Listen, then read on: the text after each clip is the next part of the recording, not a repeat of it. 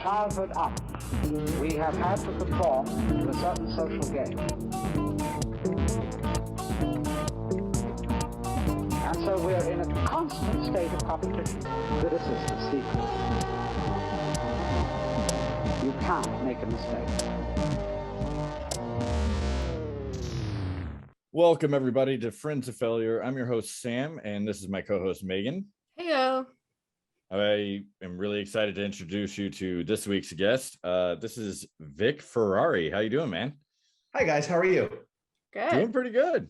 It's a beautiful day, kind of chilly outside, but like I'll get over it, you know. I feel like you know cold way better than we do. Yeah, growing up in New York City, there's no way around it for 6 months out of the year. Yeah, it's a little nippy out there, right? Yeah, so I would love to start by you giving us just a little bit of about yourself, right? So you grew up right in New York, but tell us a little bit more about yourself. My name is Vic Ferrari. I grew up in the Bronx. I'm a Bronx kid. I always wanted to be an NYPD cop and a detective. By about the age of 10, my friends and I used to go to the local post office and steal the FBI wanted posters off the wall. And we'd start walking around the neighborhood conducting manhunts. Who we were going to grab and what we were going to do if we found someone, I don't know. I always wanted to be a police officer. My parents tried talking me into going to college, and I would have none of it. By 21, I became a member of the New York City Police Department. I enjoyed a 20-year career. I was a detective for 10 of those years. I worked in a variety of different units. I worked in a DWI unit. I worked in an auto loss in a unit. I worked in narcotics where I purchased drugs for a short time. And my last 10 years was spent in the NYPD's auto crime division, which is organized crime. So if you could think of chop shops, stolen cars, exporting of stolen vehicles out of the country, stealing vehicles to change their vehicle identification numbers, anything to do with cars and identity theft, I did for my last 10 years. I retired after a wonderful 20-year career. I moved down to Florida. I reinvented myself. I became a police officer again. I absolutely hated it. I went from being a police officer in the world's largest police department to Reno 911. I re-retired. Bored out of my mind, I decided to get into writing. And I had so many stories from my NYPD career. I was lucky enough to crank out 5 books about the New York City Police Department. And, people like you and podcasts and radio interviews have been nice enough to give me a platform. And I'm just a guy that had a police career and got into writing. Oops, I fell into writing these books. But that's a great way to, if you're bored, write a book, right? I'm sure that's not an easy task, right? Because you never wrote a book beforehand, right? No, and I had no formal training whatsoever. I'm more of a storyteller than an accomplished author. My books you can pick up my books and just thumb through it. There's no beginning, middle, end. They're just filled with short stories about the experiences, the characters I worked with in the New York City Police Department. I love that. Yeah. And I'm sure you have plenty of stories to tell because 20 years, right? A lot goes on. I mentioned this to you before, and I would love to say it while we're, here on the show. But just the titles of the books themselves was entertaining, right? And they kind of give you some insight of like, hey, like you're going to hear some wild stories. Do you have a favorite story to tell? And I'm assuming if you do, it's probably in one of these books, right? Okay. So with the titles of the books, when having a 20-year career with the NYPD is like having a front row seat at a circus. You got the general public, right? That they're getting into interesting things. Then your coworkers are getting into interesting things. You've got the behind the scenes with the city that dictates policy, which is interesting and sometimes bizarre. So you just kind of sit back and take it and learn to roll with the punches. As far as favorite stories, and I'll give you a story because the name of your podcast is Friends of Failure, and I myself are no stranger to failure. So in my book, NYPD Law and Disorder, the opening chapter is called Embarrassing Moments. And most authors like to paint themselves as a hero in their books. They save the day in the nick of time. They have the witty comeback. They come out unscathed. Well, that's not true, obviously. We're all human. We all screw up. So there's a story in there. Early in my NYPD career, my partner and I are on patrol. I pull over this car, and in the back seat are 3 guys with 4 kilos of cocaine.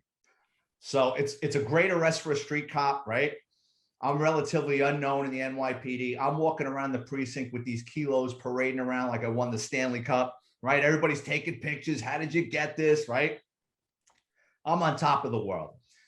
So the cocaine goes to the lab. The hombres go down to court. That night, I have to meet up with a district attorney to draw up the arrest, right? So across the street from the Bronx courthouse at the time was this newly built shopping mall, just built. So I said, you know what, I'm going to treat myself. They got a new food court in there. I mean, the food around that area is terrible. I'm going to go in there and try the food court, right? So there's an Asian woman serving bourbon chicken on sticks. I don't want that. I go to Sbarro's and I order myself a veal parm and spaghetti. So I'm sitting there reflecting on my rest, and I'm eating and I'm having a good time and just, you know, taking everything in. I'm proud of myself, and my stomach starts to go. And I go, oh man, I got to go to the bathroom. Well, the bathroom across the street in the courthouse is a dump. The newly built shopping plaza is going to have a brand new clean bathroom. Perfect, right? I go into this bathroom. It's like a cathedral. It's clean. There's not a soul around, right? I'm in uniform, full uniform. I go into the stall. I take off my gun belt. I hang it on the hook on the back of the bathroom door. I drop my pants. I sit on the bowl, and I'm getting ready for liftoff, right? While I'm sitting there ready to take a dump, I hear the bathroom door kick in of this bathroom, and I hear about 5 or 6 teenagers, and they're screaming and yelling. They're hitting the hand dryers. They're turning on the water. They're fighting. I'm like, oh, shit. Now, yeah, I'm a cop, and I'm in uniform, but I'm kind of vulnerable with my pants down to the ground, and they don't know there's a cop in there, right? They're carrying on, right? And then it gets quiet. And I'm like, did they leave? Did they notice a pair of legs under the stall and decide to knock it off? So something tells me, you know what? I better get dressed and get the hell out of here, right? So I'm on the bowl. Just before I go to pull up my pants, I look up, and there's a kid in the next stall. He jumped on the toilet, and he's hanging over my stall, looking at me on the bowl, and he's reaching over to grab my gun belt. Now, this is the Bronx. I jump up with my pants down. I jump up, right, with trying to pull my pants up with one hand. I grab the kid by the neck, and when I pull him, what do? I bring him closer to my gun belt. Now he's got his hands on my gun belt.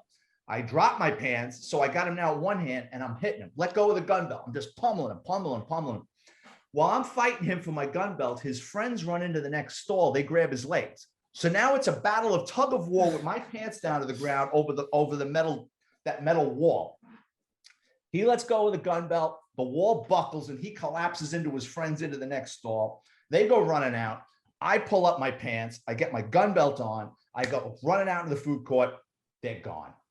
They're gone. There's like a 300-pound porter with a buffing machine listening on a Sony Walkman. I go running up to him. I go, did you see a bunch of kids? He takes the earphones off, looks up, burps, and tells me no. So what was I supposed to do at that point? Call the police? Can you imagine if a couple of Bronx cops showed up? Here I am, a cop, and I'm going to tell them this story about me fighting for my life in a toilet stall with my pants down to my knees? No, I didn't tell a soul until I decided to write this book. I sucked it up. Because, you know, I'd be the laughing stock of the Bronx if I went that route and called the police on myself that I was in a battle over my gun belt. So that chapter is called Embarrassing Moments. There's stories like that where things happened to me in my career, and I chose to keep them to myself until I decided to write a book. It sounds like a sobering moment after a big victory. You'll never go to a public restroom again with the same confidence that no one's going to mess with you. Right. I feel also... I always like to use the phrase, you know, it was a slice of humble pie. And so like to go from this like huge, like arrest to, oh my gosh, I'm in the bathroom, like fighting with these kids, right? All of a sudden you're like, okay, I guess I'm still like a normal man. I'm just a human being, you know? Right, exactly.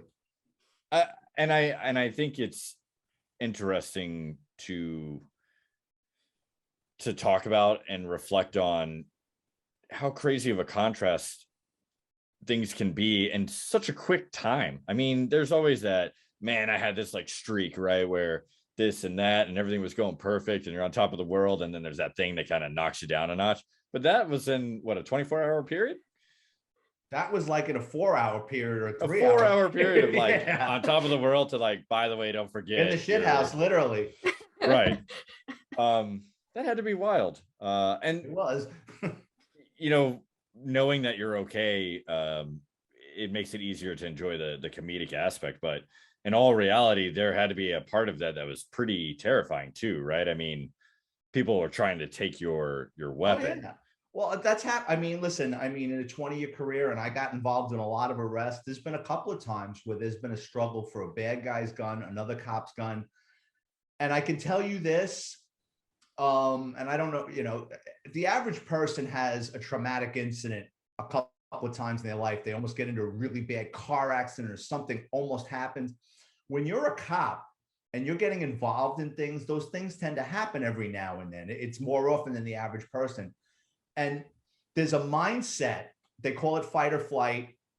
And sometimes flight isn't an option. It's, you get it in your head when you're in the fight with somebody over a weapon, like, I can't lose.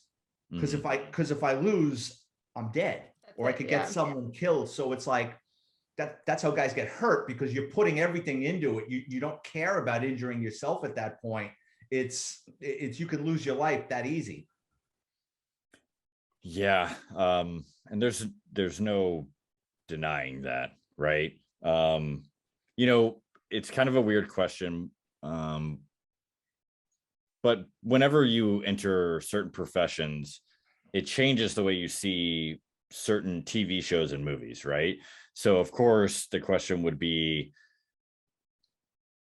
do you think there's any accuracy in movies in terms of how they portray police officers, right? And some of those situations that they get in, because there's the whole aspect of, like, there is like the TV show Reno 911, and it's meant to be a comedy. They get in these really goofy situations that in a some of it might be non-comedic, kind of real. Yeah.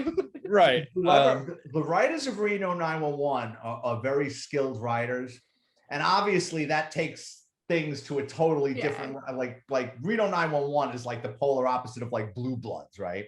Right. But what Reno 911 gets right is what a lot of cops think or might not say. There is always in every police station a couple of village idiots that will get themselves in trouble, or will think something that have to be snapped into reality. Like, what were you even thinking to get yourself involved in something like that? That's like, if there was a whole police station like that, the world would end. Whereas Blue Bloods, I mean, I've only watched a couple episodes. It's totally fictional. Law and Order in the old days used to get it right as far as an investigation goes, with the DA and the cops working with the prosecutors and the witnesses, and how to get things ready for trial, and witnesses that want to back out at the last second. Law and Order gets that right. I mean, they did. I haven't watched the show in years. Law enforcement work is more interesting. It's kind of hard to explain. Like, with a television show or a movie, they only have so much time to make something interesting.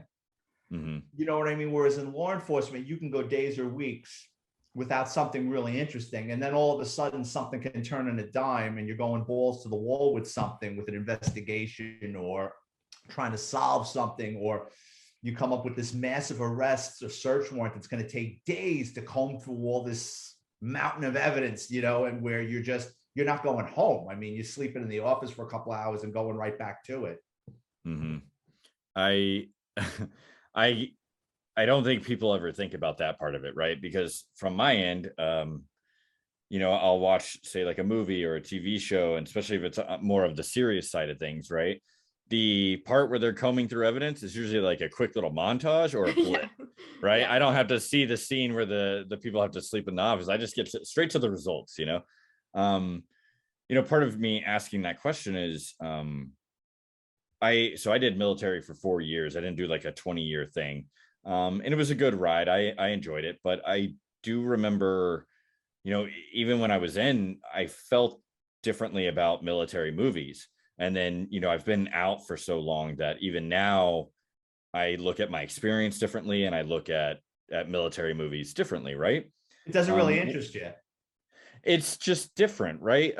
It every once in a while they'll get me, right? And I'm like, hey, this isn't so bad. And so that was going to be my question: is do you even entertain the idea of watching, these movies and TV shows that are cop related, or you're like, hey, I lived it, like I don't really need to sit down and not really. I mean, I watch a lot of crime documentaries. I watch a lot of mob movies. I mean, growing up in New York City in the 70s, 80s, 90s, I mean, I'm a huge fan of Martin Scorsese and Goodfellas and Casino and anything to do with organized crime and the mob, because I worked a lot of mafia cases. So I find it interesting how they portray the people that we had cases with, so I find that interesting. But just to put on like Blue Bloods or Chicago PD or, whatever they have on now, it just doesn't, the actors speaking the lingo doesn't sound right. It's just, it's like a knockoff thing. You know what I mean? Yeah. Once you've seen the real thing, it's not quite. Yeah, you're just watching. You got some guy from Vancouver trying to put on a Brooklyn accent. It doesn't work. I can hear it. You know what I mean? Right. Yeah, you can tell phony, right? I see it. Yeah, I always find it interesting, especially when you get to the point where, like in your case, you start writing these books and start sharing experiences. You initially retired how many years ago? Well, I did a 20-year career. I'm out. It's going to be 15 years. Yeah. So like you said, you got to a point, even with the embarrassing stuff, you're like, like, why not? Right. But in some of these books, I imagine that you also tell a couple of stories that are a little bit more intense. Oh, definitely. When I set out to write these books, the two things I said to myself was, I don't want to embarrass any of my friends, and I don't want to get someone in trouble or divorced. So what I do is, and there's a lot of those. So what I do is with my books, I change the locations, the dates, the ranks, the time periods, who I was working with.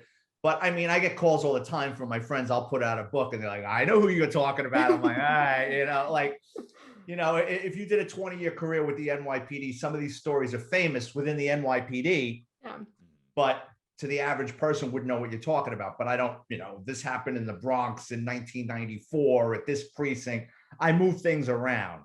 Yeah, you keep it anonymous, but you're at least being vulnerable about it and talking about it. Think of it as a novel written by an insider. Yeah. You know what I mean? It's there's stories about this. There's a chapter in NYPD Through the Looking Glass of practical jokes. And just the stuff that went on with the practical jokes inside the police station. And like anybody that picks up that book that was in that precinct in that time period knows damn well what I'm talking about. So you have our interest. We're going to have to hear some practical jokes. It makes me think of Brooklyn Nine-Nine. I don't know if you've seen that. But I know what it is. I've never watched it. See, but they're very big on inter precinct like jokes and competitions. And all right. So when I was a detective, one time it was getting later in my shift and I had a date. So I had changed my pants. I put on a pair of slacks. I went up to my locker, I put on a pair of slacks. When you work in a detective office, think of it this way. Everybody's a trained observer. They're watching your every move. I mean, guys can pick up immediately. It's like a cockroach when you put the light on. It's like they notice everything. So one of these smart asses figured out, look at him, Ferrari's got a date. So what he did was when I went up to get a cup of coffee, he took a water and soaked my chair. So when I sat down, I got a wet ass. Everybody in the office is laughing. And I was like, you got me. You got me. I went upstairs. I changed my pants. I went back downstairs. And around the corner from our office was a pet store. So I bought a bag of crickets. You got 100 crickets that I guess you feed snakes or whatever. I don't know why they would have crickets, but they have. I was going to buy a snake, but I didn't want to kill this guy. So I bought a bag of crickets. I got a Slim Jim, which is a tool used to break into cars. I went into the parking lot. I found his personal vehicle. I Slim Jim the door. I opened up the back seat. I cut the bag open and I dumped the crickets in the back seat of his car and I slammed the door. So I go back up to the office and say, hey, Ferrari, no hard feelings. I go, no, don't worry about that shit. So what I did was I kind of got the guys in the office. I go, don't leave at 6. So he walks out and they're like, what's up? And I go, just watch. And we threw open the window because he had to go around the block with his car. He slams on the brake. He jumps out of the car and he's looking at it. And you see him trying to get them out.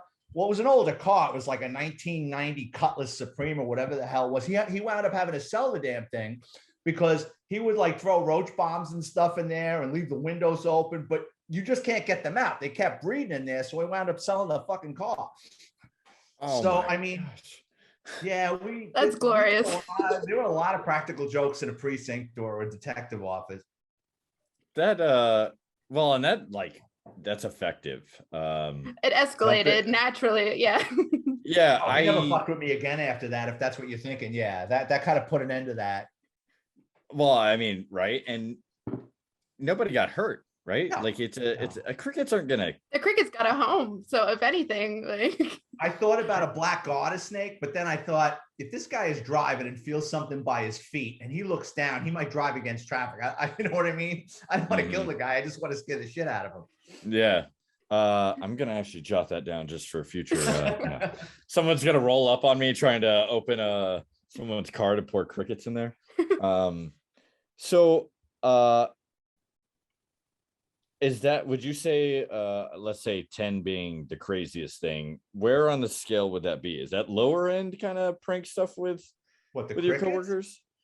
Oh God. I mean, now in precincts, so there's a chapter in NYPD Through the Looking Glass, and then you had the other side of the coin, like vicious stuff. So what happens in the NYPD, think of it this way. Think of a police station. The average NYPD precinct has anywhere between 100 to 300 cops per police station, okay? So you're managing a ton of personalities. And usually running an NYPD precinct, it used to be a captain, now it's either a deputy inspector or an inspector. And they're there for a short time. They're looking to move up in rank, but they run policy. So some of these commanders will come into a precinct and they'll come in. They're not going to change anything right away. They're going to look around. They're going to see if they can find some trusted allies, and they're going to dictate policy, what goes in the precinct, what doesn't. Other times you get guys that come in there with 2 feet. They bring an army of their own people in, and they're dictators. They're immediately, nope, no one can get time off, and they piss off the staff. Now, in the 90s and 80s in the South Bronx, you were lucky if you should be happy if the cops even came into work every day. And some of these commanders would come in heavy-handed.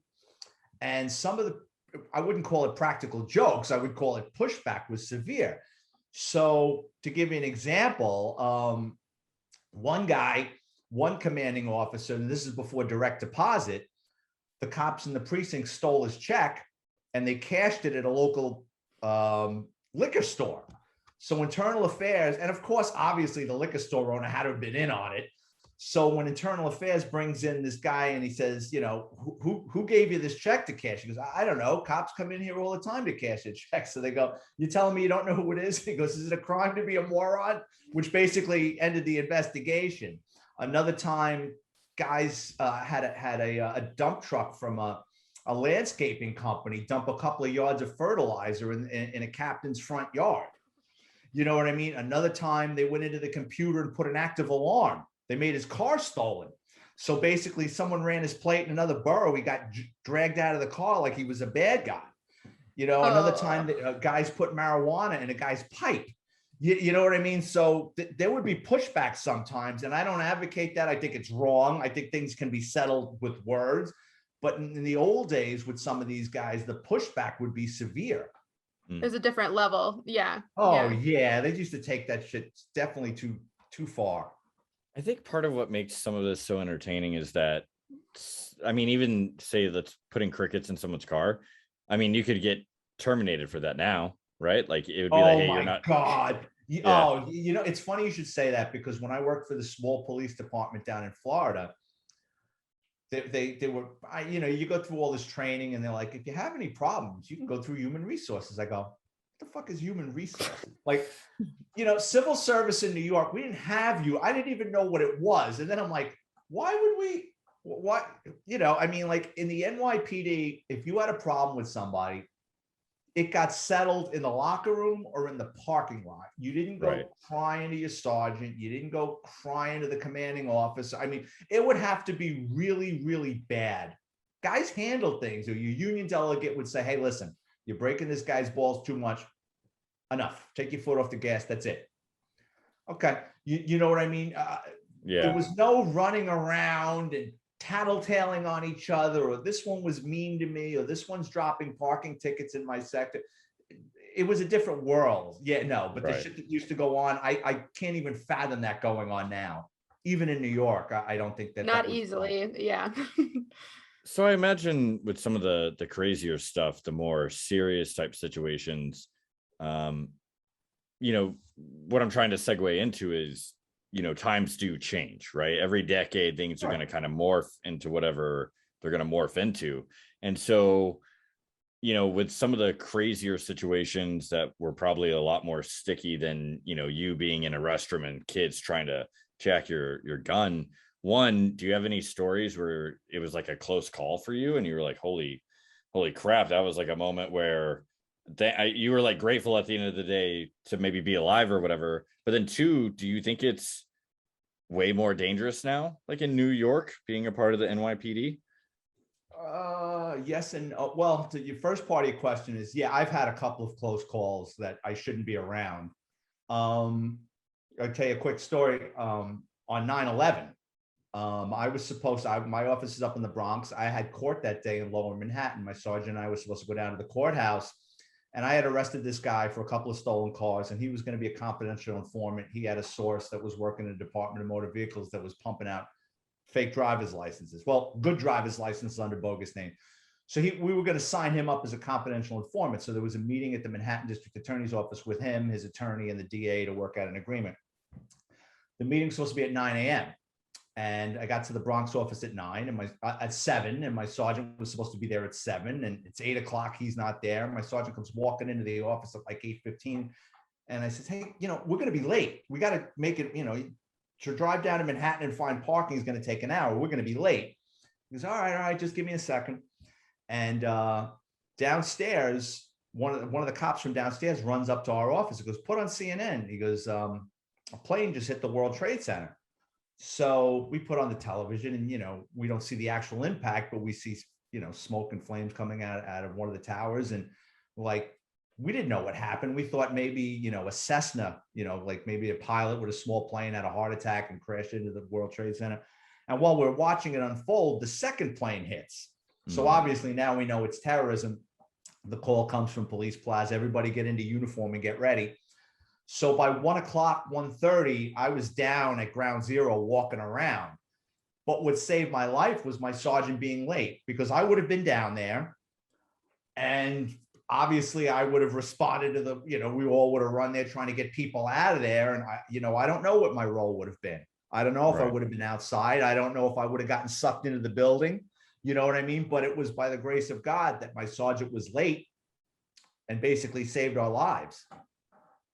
That's a life lesson that's super scary. Of the literally, even if it was just by a few minutes, it changed the whole course of your day. Yeah. Right. Yeah. And you know, that's an intense one. I didn't even think about 9/11 and like where your career was at. You know, I was in 8th grade when that happened. I was in 2nd. Yeah. But I do remember watching the news. Like, that is one of my earliest memories, is they put on the news because they didn't know what was happening. And we saw it in our 2nd grade classroom, and the panic of that day. And it's insane to think of even being in the same city, because we were all the way over here in Texas, and it was terrifying. Like, so it's one of those, I guess it's weird because it's a national moment where it feels like it's close to death, but then you also had that personal level as well. Yeah. Yeah. I was down there walking around. We were there from 1:30 in the afternoon. I didn't leave there till 5:30, 6 o'clock in the morning. And they told us, when you go home, immediately take a shower, throw this, because we had all that crap all over us. This stuff is toxic. Throw that in the washing machine, or burn it, or do whatever you got to do with it, and I'll be back by 5:30. So I was back there by 5:30 the next night. And I mean, this is 20 years ago. The first couple of days I was down there at night for the first couple of nights. And by then they had started bringing in heavy equipment to move things around. They had construction workers and the iron workers down there who don't get any credit just like to take, I know cops and firemen were down there and we did our part, but God bless those construction workers and those iron workers and heavy equipment operators, because the reality is they never get credit. But I mean, that stuff would still be down there if it wasn't for those guys like pulling beams and moving shit and, using heavy equipment to move things around. I mean, those guys really pitched in and saved the day. It's an insane situation to try to wrap your head around. I mean, even being involved in it, looking back at it, there's got to be times where you're just kind of like, wow, it's still surreal. I think it's weird for me because like I said, I was in 8th grade, and then it's gotten to a point now I'm in my early 30s, and I have talked to people that are like, yeah, I don't really have any like I know it happened, but I don't have any memories of that day, which is totally fine. I mean, when you're born the same year as 9/11, you're not going to remember that day, right?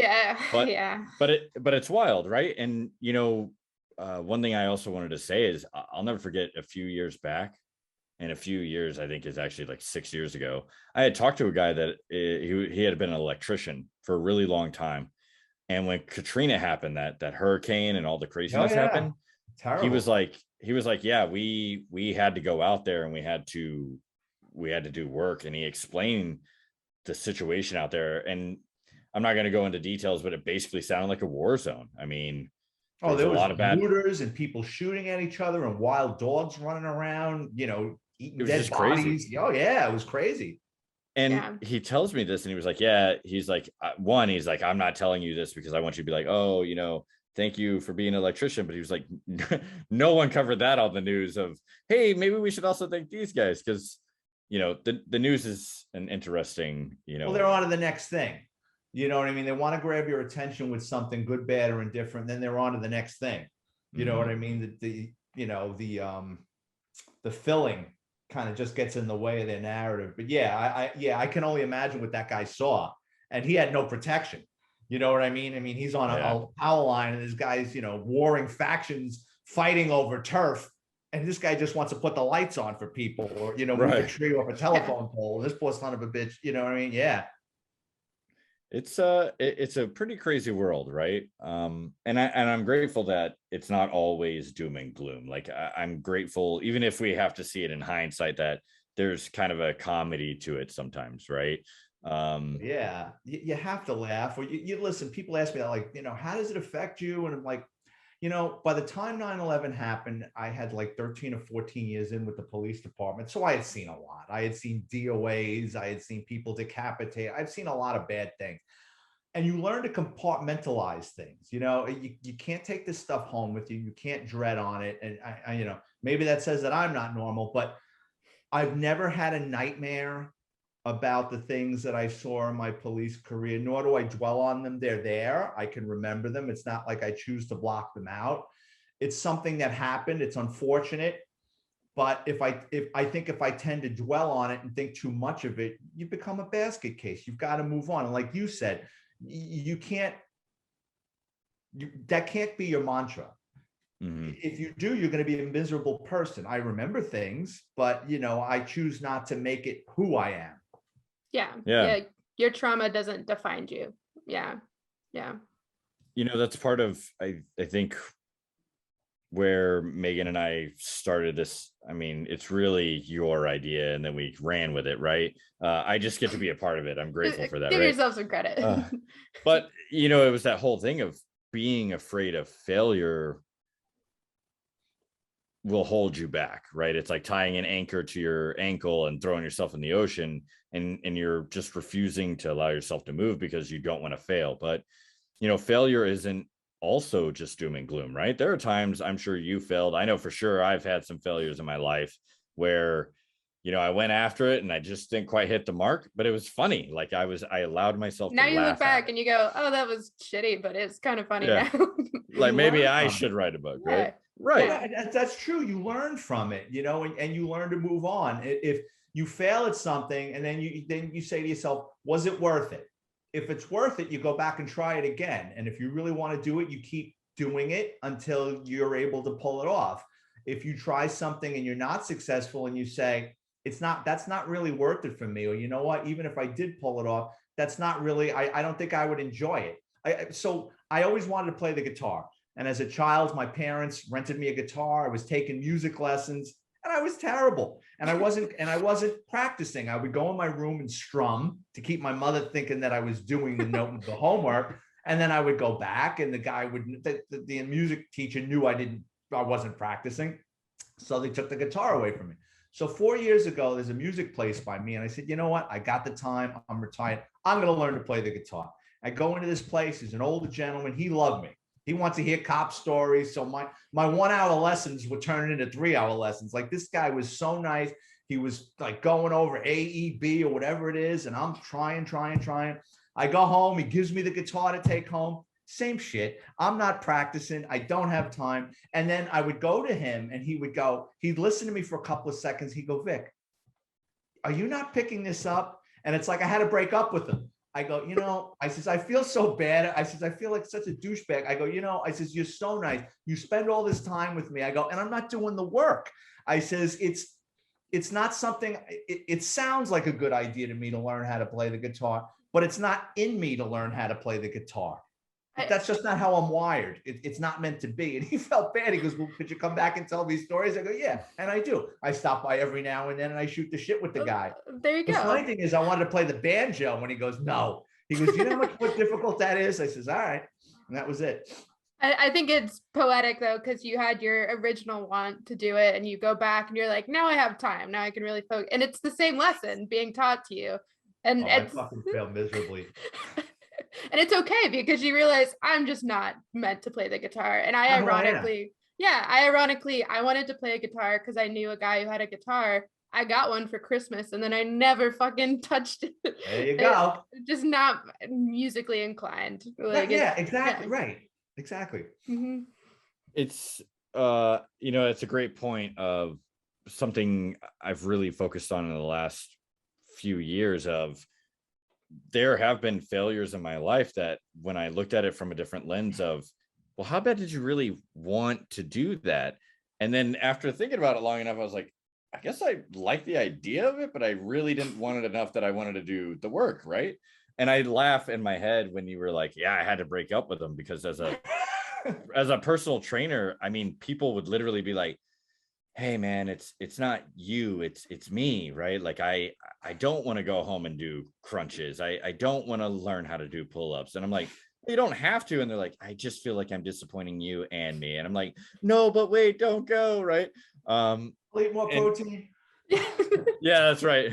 Make sure you get your vegetables, please. Yeah, drink your water. Do you have any stories that it aligns with the idea of going through failure? And one thing I want to ask you about is, I mean, you decide to be an officer, right? And you have to go through school, right? Like you have to go through like a training police academy, a 6-month police academy.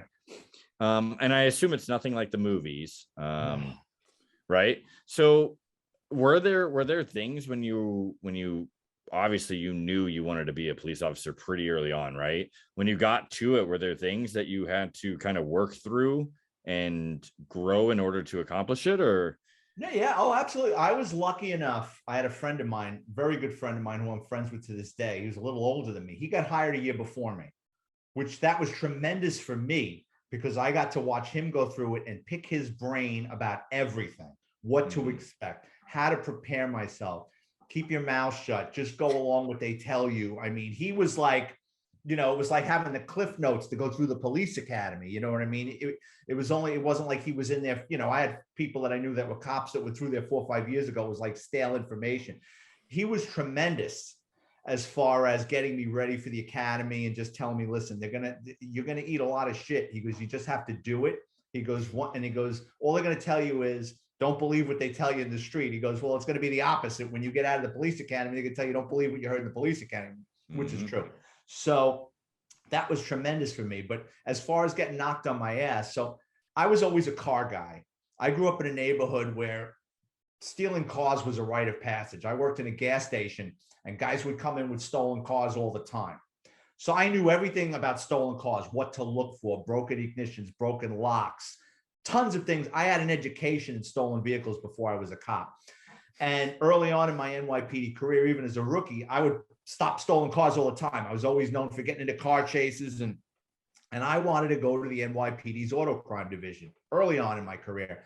And specialized units in the NYPD, and it's sad to say, is there talent in there? Yes, but there's also a lot of phone calls that go in there. We call it a hook to get into a place. You'd know that in the military. So to get into a coveted spot, you got to know somebody. Someone's got to make a phone call for you. And a really coveted spot, we don't call it a hook, we call it a crane. You got to know somebody above the rank of captain or inspector to pick you up and get you in that unit. So I went to the auto crime school. They were offering a course, so I jumped at it. And I had 3 years on the job. I'm sitting in this room in the auto crime division, and there's a couple of instructors, you know, teaching about auto theft, and I'm just sucking it in like a sponge. And I'll never forget, he says, who here wants to work here? I only got 2-3 years in, and like, you know, you're in the military, you never volunteer for anything. I throw my hand up and he goes, oh, stand up. He goes, your father a captain or inspector? I said, no. He goes, sit down, you're never going to work here. And I said, that fat son of a bitch. And I made it my life's mission. I was working in the auto crime division like 6 years later because I wouldn't take no for an answer. You know, everybody can, oh, you'll never get in there. And that's the thing about cops. I know it's the NYPD, but I saw it in the small police department. Cops tend to get bitter. I'm never going to get this. I'm never going to get canine. I'm never going to get this. Well, do something about it. Work your ass off. Don't take no for an answer. Just keep plugging away. Do your job. Get good evaluations. You know what I mean? I was never an ass kisser, which is probably why I never got promoted, but I got close a couple of times. You know what I mean? It's like, never take no for an answer. Just keep pushing away and let your work speak for yourself. You know, don't be that bitter guy in the locker room that, you know, oh, why should I put in for that? I'm not going to get it. Well, you'll never get it because you never tried. Yeah. Attitude. And my thing is, like, if you stop and there's no motion, you just have to do something. Like, just do anything. Keep doing your job if that's the thing. Something. Because when you have that attitude, we've all had a coworker that's like that, where they're bitter and done with the world. And It doesn't help you or them or anyone. It's just a stick in the fucking mud. So yeah, and you can only listen to someone vent for so long. Because then after a you while, don't like care. you blow a fuse, you're like, all right, like you cross the street to get away from this fucking guy because it's like, oh, here we go again. You know what I mean? Like, saw it all the time. I like I've done it a couple of times where, oh man, I'm never gonna XYZ, and it's like, yeah, not with that attitude, and they're like, no, screw you, man. It's like, but no, for real, right?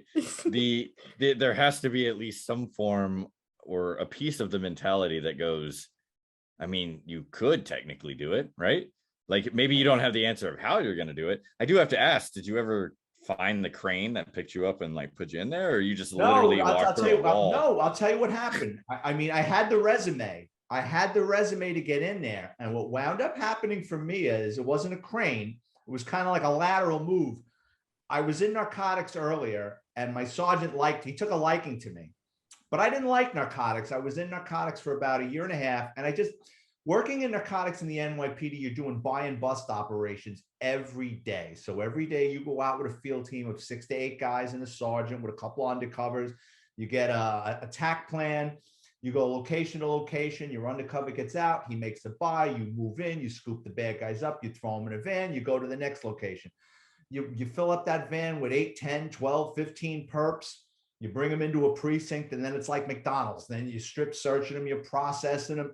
And this goes on and on and on. So when you're not doing buy and bust, you're in court testifying. When you're not court testifying and doing buy and bust, you're working on getting a search warrant from these guys that provide the information. And it's like McDonald's. It's the same thing over and over again. Also working in narcotics in New York, you're with the dregs of society. I always had a cold. Because you're arresting street people, you're arresting the homeless. So you're always got a cold. You're always got a sore throat. You're always afraid of getting stuck with a needle. You're always afraid of getting hepatitis C. You're always afraid of getting HIV because a lot of these people are very sick and they have needles or open wounds. They fight with you. I wanted out. A year and a half, I knew enough that I didn't like it. So I went to my sergeant and I said, listen, I want out. And he goes, oh, are you sure you're going to blow your chances of becoming a detective? I said, no, I've seen enough. I want to go back to patrol. And he liked me. And he had come from auto crime as a cop, and he liked me. So he liked the way I went about it to get out. I went through proper channels. I went through the chain of command, and I got my wish. I went back to patrol. A couple of years later, he's the sergeant in the auto crime division, and he sees me and he says, what are you doing now? I said, oh, I'm working at a precinct. I'm still making my car arrest. He goes, you should put in for the auto crime division. I go, you think? And he goes, yeah. He goes, he goes, you know what? He goes, fill out your application and drop it off with me. I went for my interview, and he wasn't even on the interview board, but he put in a good word for me and I got it. You know what I mean? So it was, listen, if it wasn't for him, probably not. I wouldn't have gotten in there, but it was, he liked me from narcotics, and I was a stand-up guy. And when I wanted to leave, I didn't trash the place on an exit interview or anything. I said, it's not you, it's me. And I left, you know, and I lucked out. Yeah, I can definitely appreciate also kind of what you were saying, right? You were just like, hey man, I don't want to do narcotics. And it wasn't, hey, I got to figure out how to straight get to, you know, the auto crime, right? You're like, hey, I'm just going to go back to patrolling and I'm going to just do my time. There is something to be respected about that. I mean, especially then, but I would even argue now. Oh, they thought I was crazy. Really? Oh, they're like, why would you go? NYPD is like the mafia. Well, the NYPD in a lot of ways is like the mafia. Your reputation means everything. It does. Your reputation in the NYPD means everything. Now, I was a stand-up guy, but everybody looked at me because the first thing everybody asks, you go back to a precinct and you're in uniform. They go, what the fuck happened? Would you get thrown out? No, I left. Come on. You know, and to become a detective, or it was at one time, was a highly coveted thing. For me to take a step backwards to go forwards was unheard of. And, you know, guys look into it, you know, they start making phone calls like, what happened with him? Did something happen? You know, did he go bad? You know, what happened? And they're like, no, he wanted out. And like, nobody could wrap their head around it. And I remember a couple of times, like explaining to guys, I'm like, at the end of the day, I'm not doing this for you. I did it for me. I go, I was fucking miserable. And I didn't see the point of sitting in a pool with piss. Shame on me for doing that. I got out of the pool and went somewhere else. You know what I mean? It's like, I was miserable. I wanted out. But you didn't throw like a Snickers bar in there. People to wrap their heads around it.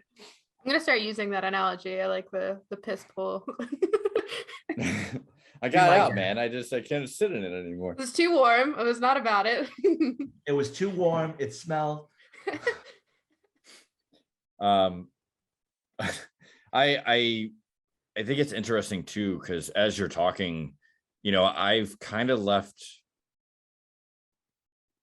the mentality that I'm gonna find something where I'm gonna have a career, like a traditional career, and I'm okay with that. I don't know what that means as I move forward, but I do know that part of it is I do agree with I need to do what's best for me, and then I need to do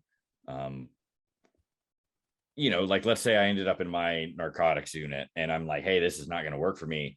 Even if I tried to tough it out and make that happen as long as I could, at some point you're going to get burned out of like, this is not for me. Right. Well, it's going to affect your personal life. So if you've got to go to work every day and you absolutely loathe what you're doing and you have options, you can go somewhere else. I mean, shame on you for staying there. You know, it's not like you're quitting your job. I had options. I could go back to a precinct. So you know, people tend to put restrictions on themselves where they live their life by expectations. You know, it's like if I went by my friend's mentality, I would have stayed in narcotics for probably another 4 or 5 years.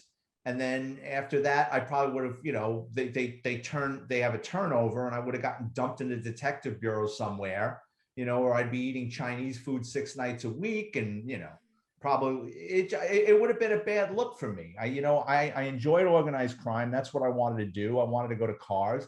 So, you know, I took a step backwards, but you shouldn't be governed by other people's expectations, because then you're not living your life. You're living in how someone thinks you should live it. Yeah, we definitely preach that as well. And we've learned it in our own ways, like without naming the company or how Sam and I met, but we had a situation where it was a toxic like work environment. And eventually I escaped before Sam did. Like just had to get out, because like you said, it bleeds into everything else in your life, your personal life, your work-life balance, your sanity. And then you get out and you're like, this is really scary. I don't know if I made the right choice, but you start to be able to breathe again. Oh my God. I felt yeah. when I left narcotics, I took everything. I showed up at night when I got the transfer. I'll never forget. I was off that day, and I got a phone call. It's like, you're going back to the precinct, so report to the precinct day after tomorrow. I said, all right. So I didn't want to face the guys in my office. They didn't know I was leaving because my sergeant and I kept it hush hush. So I went up there with a friend of mine who was a cop, and I got all my stuff out. I brought it out. When I tell you, when I returned to the precinct, I felt like Andy Dufresne at the end of the Shawshank Redemption coming out of that pipe. Like, I just felt so like, yes, I was going to have to answer questions from everybody. That was fine, but I would rather answer the questions and deal with that fallout than be in narcotics anymore. I did. I felt so, I felt so much better. The same as when I left that small police department in Florida. I mean, I'm working midnights, and I'm 40 something years old working midnights in a small police department in Florida. I have no idea where I am. I'm in a car by myself. I'm in my 40s. I'm drinking 5-6 cups of coffee to stay awake on a midnight shift. I'm like, what the fuck am I doing? I don't need this shit. I can do something else, and I walked in like one day on my day off, and I'll never forget, the captain is like, hey, how you doing? What can I do for you? I go, I'm going to ruin your morning. But he goes, what? I says, I'm done. He goes, what do you mean you're done? What does that mean? I go, I'm resigning. And he goes, no. He goes, what if we put you on days? I said, if you put me on days, the guys aren't going to respect me. I says, you're going to take me off midnights and put me on days. The guys aren't going to respect me. And I still might not be happy. And we might be having this conversation 3 months from now. And then you're going to look like a schmuck, because you took a chance on me and I'm still backing out. He goes, well, what if we made you a detective in 6 months? I said, no, I'm done. I says, I'm just done. And he goes, well, you're going to have to return all your equipment. I go, funny you should say that. It's out in the trunk. Let me go get it. So, you know what I mean? It's like, when I get to a point where I'm done with something, I'm done with something. And that includes, relationships or just things I'm doing in my life. If it's not enjoyable for me anymore, if it doesn't serve a purpose, or like you said, it's making you toxic, you're not on this earth that long. So you really shouldn't be miserable. It's time to pull the ripcord and do something else. Yeah, it's okay to quit in any aspect of your life. Oh, I've had many failures, but you got to move on. You just do. I've entered a place of my life where I can appreciate it almost in real time, some of the uncomfortable things that I have to endure to get to the next chapter or the next scene of my book, right? That I'm living right now, so that maybe one day I'll get bored and I can be like, let me tell you some crazy stories, right? And I'm very grateful for that, because it doesn't make it any less uncomfortable. Even the fact that I catch myself being very willing to go, oh man, like I really don't want to do this, but I'm doing it to get to whatever, right? And I agree, you have to be able to identify that which is serving you and that which isn't, because if you can't get rid of the things that are no longer serving you, you don't have room for the things that are going to serve you, right? And that leads me to this part of our conversation of, I'm sure you've had plenty of ups and downs, right? But do you have any maybe advice or any kind of anything that you would ask like our listeners to ponder on, right, from the experience that you have? And it could pertain to failure, or it could just be in general, advice, like life advice, Yeah. I mean, I'm far from me to give advice, but you're asking, so I'm telling. Don't get stale. Always take up a new hobby, try something else. Like we were speaking to earlier, if I can't believe I sound like a motivational speaker, but like I said, I never thought of myself as becoming a writer. I didn't. And I didn't become a police officer that, down the road, I'm going to have this really cool career writing books and I'm going to make a little bit of money with it. No, it's just, I got bored. I've always been one to entertain myself. Sometimes writing for me is very frustrating. I want to pull my hair out with vice grips. And then other times it just flows out of me. Take a break, learn how to do something else, do something that's enjoyable for yourself, and like you said, you can't quit on everything, right? You don't want to put out the message, well, if you don't like something, don't do it. And like, what Sam said earlier, sometimes you have to do things you don't like to get to the next level. You just got to hold your nose and get through it.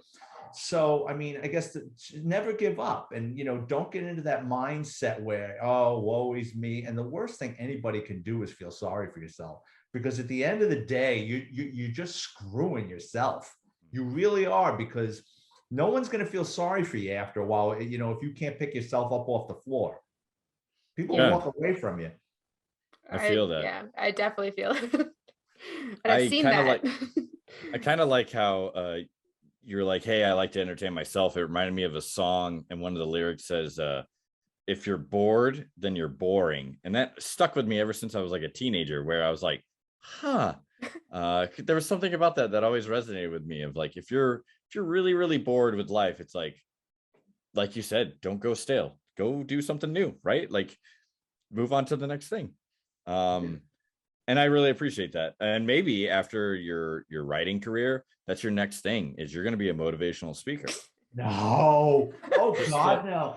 Let me tell you something, like doing these podcasts and radio interviews, like I embrace them now, but it was difficult for me to do this. Like, I just wanted to write my books and be anonymous. I just wanted to make a little bit of money and enjoy myself, put myself out here. Like, my biggest fear is somebody like Oprah is going to find me interesting and it's going to ruin my life.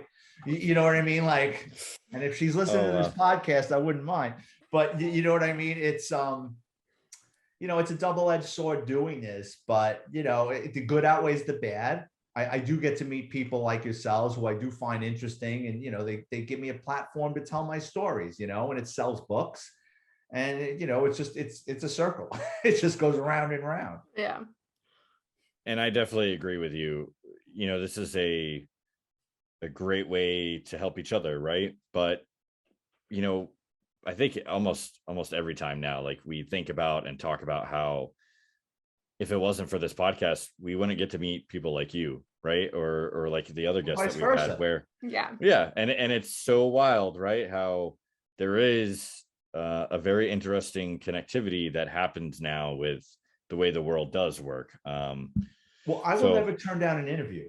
Never. I mean, as long as the people are nice to me, they can ask whatever they want, but as long as they're respectful, I will never turn down a radio interview, a podcast interview, because you never know. I mean, you guys could be the next best thing. And I've done podcasts with people over the years that had no following whatsoever, and it took off. And I'm like, I'll do an interview with them now, and I'm like, holy shit! Like, my book sales will bounce. Yeah. You know what I mean? And you know what? Maybe one day I'll be the next best thing, and I will never, I'm never too big to give you guys an hour. If you come back and, hey, Vic, remember us? I'm like, yeah, I'll find time for it. You know what I mean? Because you never know. You know what I mean? Someone's going to give you an opportunity. You should remember that. Yeah.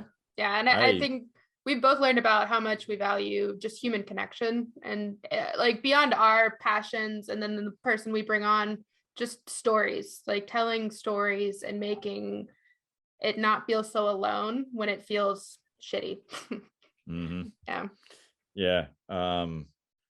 I definitely respect and appreciate that. I think that's a good piece of, I guess, advice also, right? Of, you shouldn't forget the opportunities that people provide, right? No matter how big or small you think you are, you could be in a stall and someone's trying to steal your gun. Oh God! And, hey, I got a good. You want to hear the Hansel and Gretel story?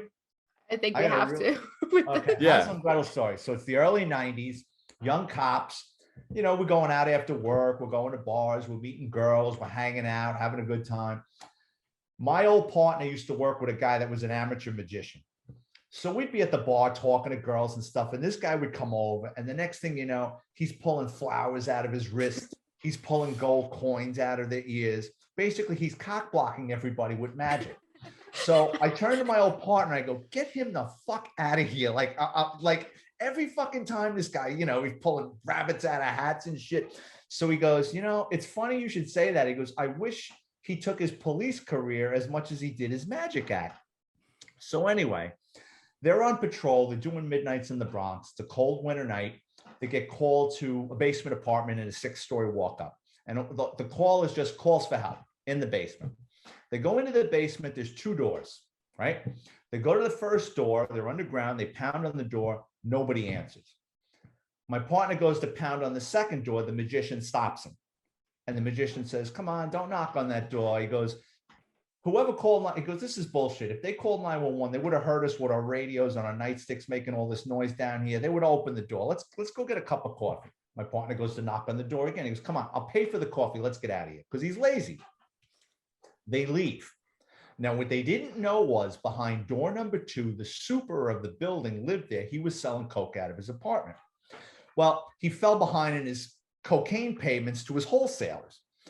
When you do that in the drug world, they don't send friendly notices. They don't cancel your cable. They send a couple of people to your door.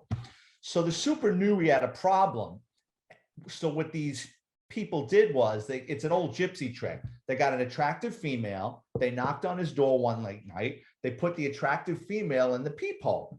The super thinks, oh, hot chick who wants to buy coke. She's probably a crackhead. I either got a sale or I'm going to hook up with something, right? He opens the door. These 2 Albanian guys push their way into the apartment with the girl. They pistol whip him. Where's the coke? Where's the money? He doesn't have the answers. They shoot the super in the head. They roll him up in a carpet. They drag him out of the apartment. They throw him in the furnace. So while he's going up like a Puerto Rican fire log, they go back into the apartment and they're ransacking the apartment. My partner and the magician are outside, right? They're going to knock on that door. So the 2 Albanian guys tell the girl who's in it with them. It's not like she's a victim in all this. They go, listen, if these 2 fucking cops knock on the door, this is what I want you to do.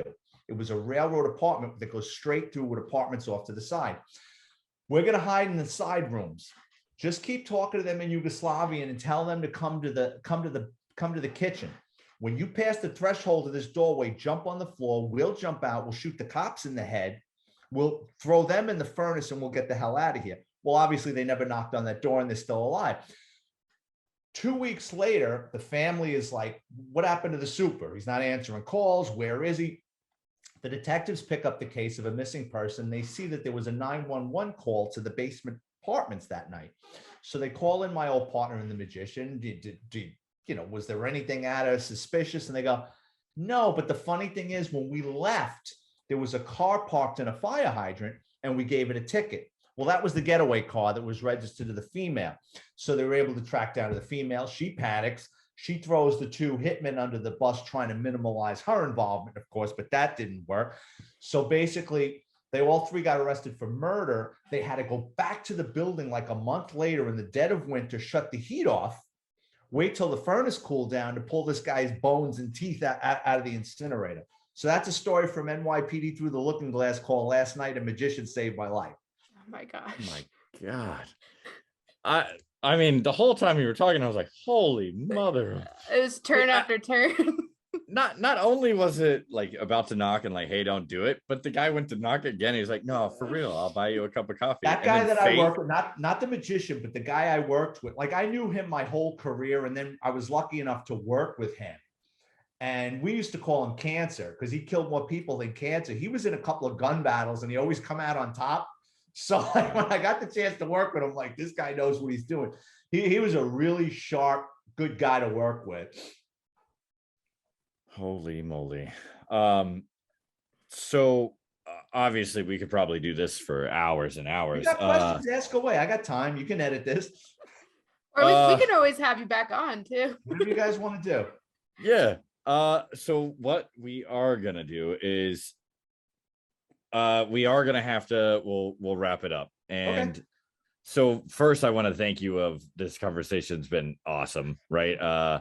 One, I think there are some things that I don't know if I ever really thought about. It just as like police officers in general, but the NYPD, I have this weird kind of need to go check out old reruns of like NYPD Blue and just be like, I wonder if, but maybe one day I got to see if it's on a streaming service, right? I really do appreciate you sharing, and I do think I'm gonna have to just start one by one, just reading your books. You said there's 5 total, right? Yeah. I've written 5 books, 4 NYPD based. So if you go on my Amazon author page, they're all there. Perfect. Well, with that being said, thanks again.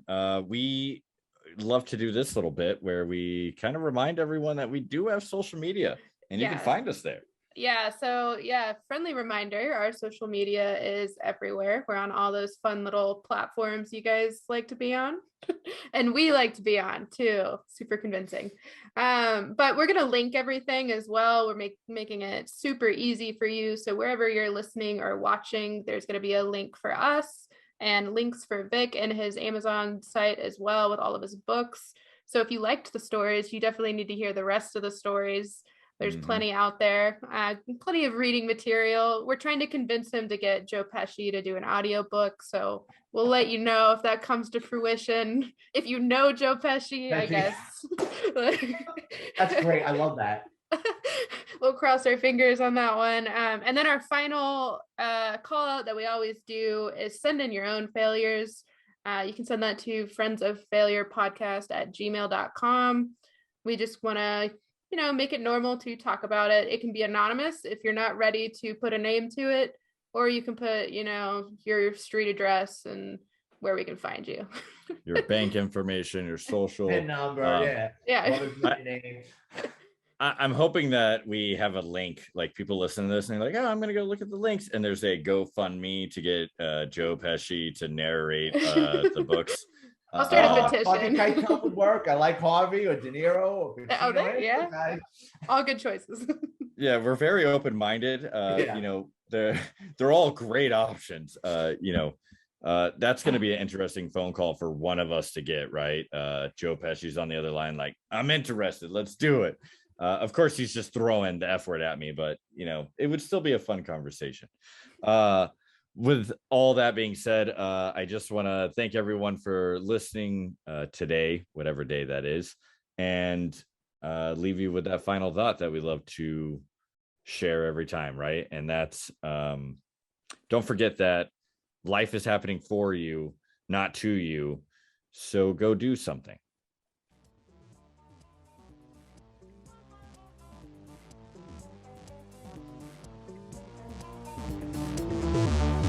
If it's not I'm stronger than you, it's I'm wiser than you, I'm more loving than you, I'm more tolerant than you, I'm more sophisticated than you. It doesn't matter what it is, but this constant competition is going on.